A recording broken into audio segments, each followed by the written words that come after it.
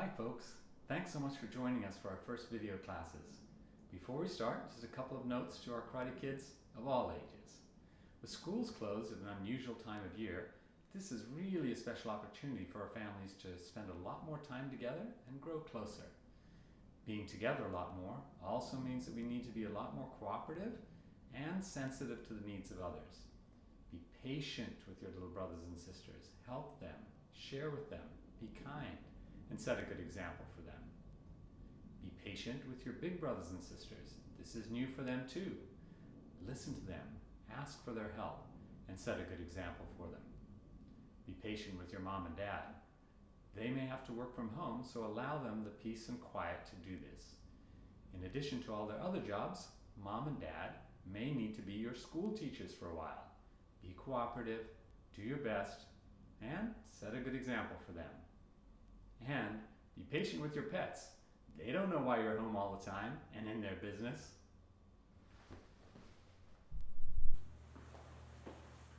Hi, White Jackets. I'm sorry we can't be together, but I'm really glad we can be together this way. So let me tell you what we're going to have in our lesson today. We're preparing for belt testing, so we'll do our warm-ups and we'll do some stretches, and then I'll talk quite a bit about the one steps and the form. So I'll give you some time to practice them, video them, and then improve them. And then later this week, I'll watch you on video so that you can see if you're ready for your test. I'll tell you what you need to work on, then come back and show me that you're ready for your new belt. So we'll work on that the next 2 weeks, but starting today, let's get busy with our warm-ups, okay? So just start like this, hands out in front of you, lean forward a tiny bit over the balls of your feet, and we're gonna squat all the way down the floor, and back up, all the way down the floor, and back up. All right, and let's do that 10 times. Ready? Go. 2, 3, 4, 5, 6, 7, 8, 9, 10. Great, good job. All right, shake your legs out a little bit. Okay, so now we're going to do jumps. Knees in front of us. Knees in front of us. All right, so let's see if we can get up like that. Okay, ready? 10 of those. Go. 1, 2, 3, 4, 5, 6, 7, 8, 9, 10. Good job. Okay, so let's warm up our arms a little bit and then we will do some push-ups. Okay, so arms out and across. Change the hand on top each time. That's good. Change the hand on top each time so work on your coordination and get both sides moving as far back as you can. Great. Okay. Now we're going to do both arms forward. Ready? Both arms forward. Try to change the hand that's leading each time. In front of you, both hands forward. Okay, now both arms backwards. Warm up our shoulders. And I know this is your favorite one. So one arm forward and one arm back. The way to start this is to have your hands going towards each other. So one hand forward, one hand back, one hand forward, one hand back. I know, it's a little bit wide. Okay, do the other side this way. One arm forward, one arm back. That's right, cross them. Very good. Okay, so now I'm sure I don't need to teach you how to do push-ups, and I'm sorry my camera's not pointing to the floor. We'll do some floor work tomorrow, but what we're going to do is make sure that our legs are tight, and that our tummy's tight, and that we've got a straight body. So when we go down, we're only using our shoulders, and our back doesn't sway as we go down. You just go down as far as you can. Now, it's better to be on your knees and do full movement with your arms. When you get tired, or if it's too difficult for you, just go on your knees and keep going like that, okay? So let's see if we can do 10 today, and then we'll keep going up during the week, okay? So show me 10 perfect black belt push-ups, just using your arms and shoulders. Ready? Go. 1, 2, 3, 4, 5, 6. Now if you're getting tired, put your knees down, but do good movement, straight body. 9, 10. Okay, good job. Thank you. That's great. Okay, so we'll do stretches standing today, and if you have space to move, that's fine, or you can just stay right here in front of me and do your stretches. So let's start with front stretch. So this is like stretch number 11 or stretch number 1, but it helps us with our front kicking, with our crescent kicking, all that kind of thing. So keep your hands up, keep your elbows in, keep your front knee bent a lot, and do straight leg swinging like this, straight leg swinging, right? So tiny bit higher each time. Let's do about 10 together. A little bit higher each time. That's right. Bring it closer and closer to your chest, but only do as high as you can do with good balance, safely. Make sure you're keeping your knee bent and with a straight leg that's swinging. Great. Okay, let's try the other side. Bend your front knee, hands up, elbows in, and straight leg stretching. There we go. Straight leg stretching. Your leg as straight as you can. Kick a tiny bit higher each time. Good work. That's it. Good. So we're going to see round kicks and we're going to see side kicks in our forms and one steps today. So let's make sure we're warming up to the side like that. Okay, so turn your back to the direction that you're going to swing your leg. So both your toes, all 10 of your toes, both your feet should be pointed away from the direction you're going to lift. So lift your leg up behind you to the side. Still keep working on keeping hands up and elbows in, and swing a tiny bit higher each time.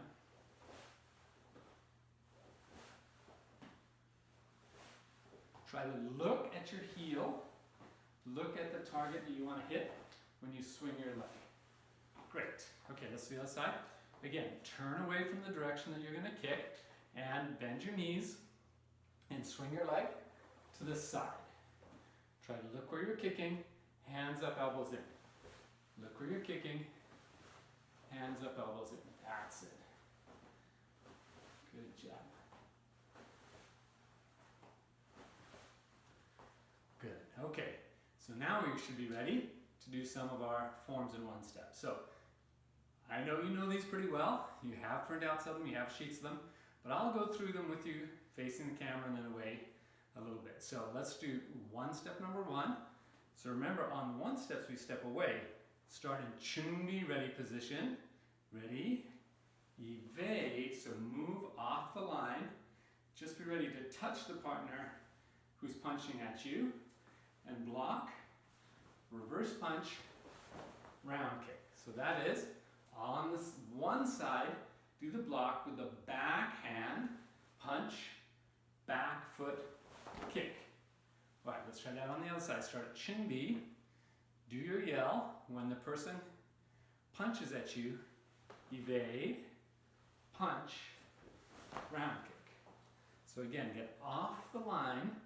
Just be ready to touch the person's arm. Don't whack it. No need for that. Punch, and then round kick. So we want to get that punch and the kick as close as we can safely do. Everyone hear that? As close as we can safely do. And you can practice on a pillar in your garage, you can practice on a palm tree in your backyard, but try to have a target that you're aiming at every time with every weapon that we're throwing. Punch, kick, knuckles, ball of the foot. So that's number 1. Second one is only has 2 moves, block and punch. So evade, same step off the line, punch middle, those hands should replace each other right away. 1, 2, and then third one up high. Okay, let's try that again. Other side. Hug yourself. Show your muscle. 1, 2, 3. There you go. All right, pretty simple 1 step, but we want to make sure that we're getting away from the shot that's coming at us. Hit to the body, face. Okay, one more time on the other side. Evade, punch, punch, high punch. So remember, you know that from Chun position, when the other person's ready, we yell to let them know we're ready to move and protect ourselves. And on the last move of each 1 step, we yell right on the move. Okay, number 3, so this is the fun one. So this is all on one side of your body. So I'll show it to you a couple of different ways. So I'll do it facing you first. So evade, make sure you get your knees bent, keep facing towards the person with your eyes, but turn your back to them. And then side kick and hammer fist, all on the same side. Okay, so I know that might look like a punch when I was done, but that's swinging around like this, pulling the other hand back. All right, other side of our body. So evade, we're still getting off the line, but then we're turning both our heels towards our target, and then side kick and fold and hammer fist. All right, so let me show you this way. So imagine my opponent is over here. I'm going to evade, turn my back, hands up, knee up, side kick, and hammer fist. Okay, other side. So evade, turn my back, but keep my eyes on them, side kick, hammer fist. Okay, so you know how to do these now, I believe. So if you have a partner you can do it with, do that.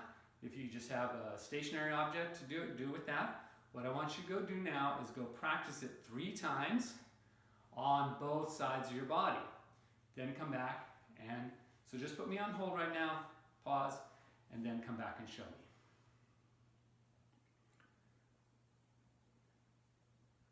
Okay, so welcome back. So now I hope you had good practice.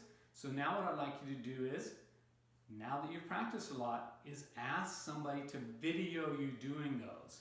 And what I want you to look at on the video is how different they look on each side. If they look exactly the same, that's perfect. If they look different, the video will show you that. So please ask someone to video you doing that.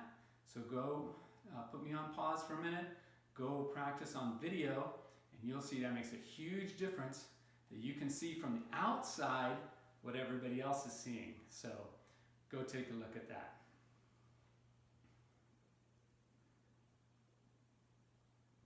All right, welcome back. So this is a great way to practice, great way to learn how to do it better from watching ourselves. Sometimes it doesn't look the same from the outside as what it looks to us like we're trying to do from the inside. And so remember, later on this week or next week, whenever you feel ready, you can ask mom and dad to email me and set up a conference so that we can see where you're up to. If you're ready, I'll give you your test for your new belt. So we have lots of yellow belts in our class. We're getting ready for gold belt. They've been setting a good example in class, and now they have to just do this technique really well. Okay, let's practice the form now. So the things we need to remember about the form are that it's not quite the same as the 1 steps. In the 1 steps, we're always stepping away from the attack and getting an angle so that our head goes off the line of what's coming at us. On the form, we always step forward, like we're Taekwondo warriors meeting the challenge. So we always step forward. So I'll face this way and do the form, and you can say the names along with me, and we'll do it a couple of times, and then I'll have you again practice on your own and then get video. So I want you to practice being on camera because that's how you're going to show me that you've been practicing hard and improving. So you can watch this video as many times as you have time today, or in between your schoolwork. You can review it lots of times during the week, but we need to get our schoolwork done, we need to get our chores done, and we need to get our karate practice done. So let's try it facing this way. So remember, stepping forward. So I'll go really slowly so that you can copy along with me, and we'll talk about what's happening at each time. So we're stepping forward with our left foot to do 1 step number 1. Punch, and then round kick, just like we did in the 1 step. But when we step down, we should already have our block up. We should already have the block hitting the imaginary target that's coming at us right when our foot lands. Then 1, 2, 3.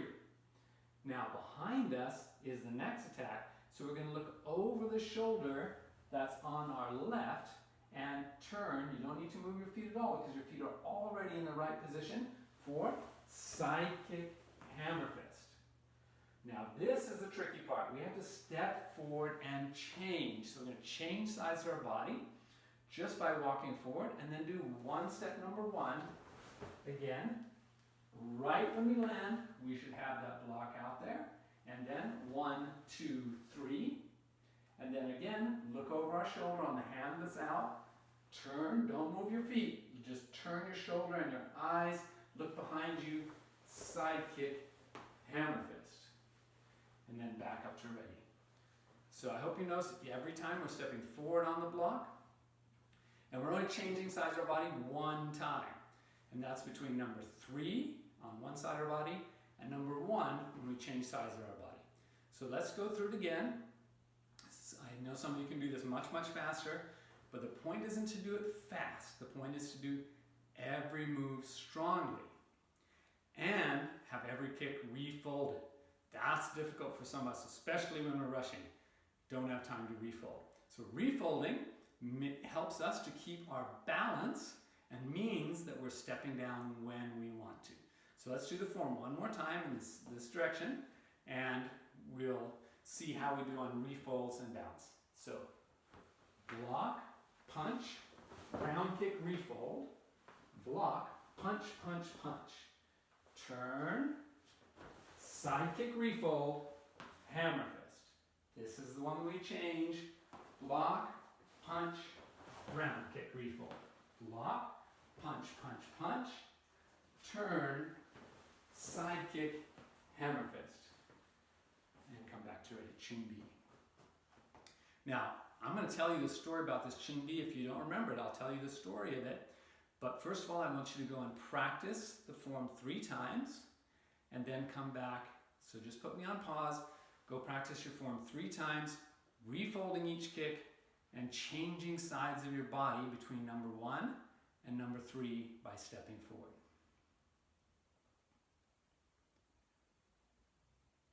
Okay, welcome back. I hope you did awesome forms, your very best ever. Try to make every move as strong as you can and the form will look awesome.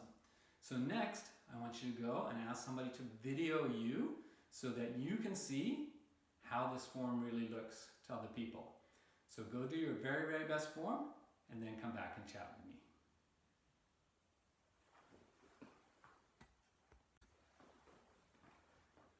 So I promised I'd tell you about Ching Bi. Ching Bi means ready, and our feet are parallel to each other, and the thing that distinguishes parallel lines is that they never ever meet. They could go on forever and never ever meet. So that represents a never-ending path.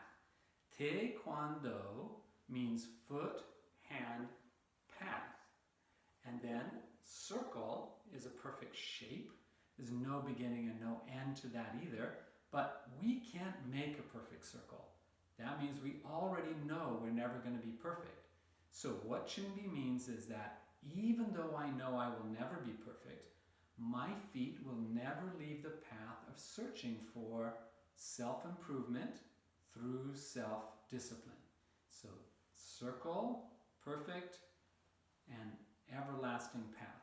So that's what this represents. So every time you do this, you're saying, I'm going to do my very best. Whether this is a practice that I've done for the first time or the millionth time, I'm going to do my best because it'll help me do even better the next time. And that is absolutely one of the coolest things about martial arts, is you can always do better than you thought you could do, and you can always do better next time. So thank you for joining me today. I have a couple more things to share with you. So I'll look forward to seeing you on our video tomorrow. Practice hard on your forms and 1 steps. And again, whenever you're ready, ask Mom and Dad to email me so I can take a look at those 1 steps and forms and let you know if you're ready for your new belt or what you need to practice on. Okay, but your video will really help you to be able to do better on those. Thank you for joining me. Now more than ever, each of us needs to choose to be more patient, more kind, more patient, more loving, and did I mention, more patient?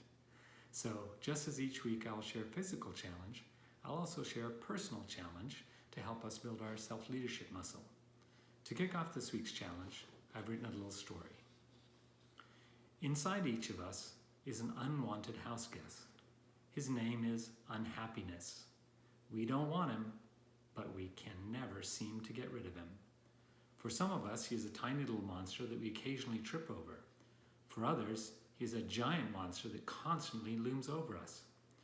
What we need to understand is that this monster only stays around because he likes our cooking.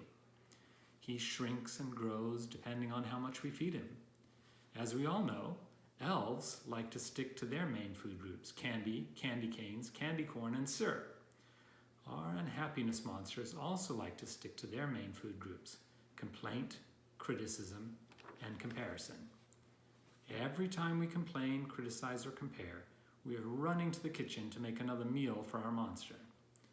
The recipe book that some of us run to every day to find delicious new snacks to feed our monster is social media. Hopefully, because social media is so important right now for healthy connections, it will become a more positive and compassionate environment. The door to shut off the monster's kitchen is gratitude. The lock that keeps that door secured is a little more complicated. It is curiosity, and we'll talk about that another day. Committing to never complaining about anything or anyone ever again would be unrealistic and overwhelming. So let's try not complaining, just for today, just today.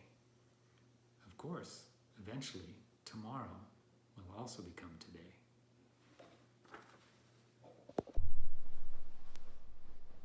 So I have a really cute, crazy dog named Diesel. And so sometimes when I'm talking to you, he may be trying to talk to you too. And yes, he really can talk. When I ask him, "What's that on top of the house, Diesel?" he says, "Roof, roof." You better hope these video series don't go on too long, because the only thing worse than dad jokes are instructor jokes.